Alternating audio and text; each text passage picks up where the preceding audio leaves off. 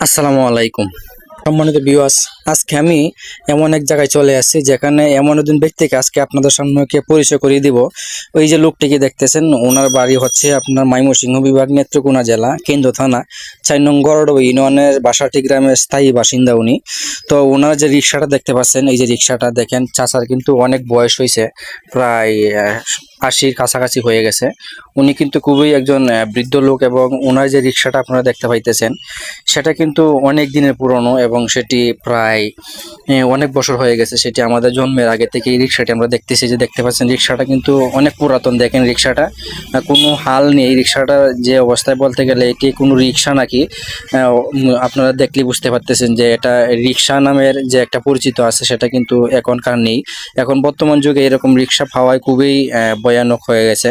দেখেন যে রিক্সাটা আমি যেটা আপনাদেরকে দেখাইতেছি, এই রিক্সাটা অনেক পুরাতন। তো এই রিক্সাটা নিয়ে চাচা অনেক দিন ধরে কর্মস্থলে আছেন। চাচা অনেক ভালো মনের মানুষ, সবাই চাচার জন্য দোয়া করবেন।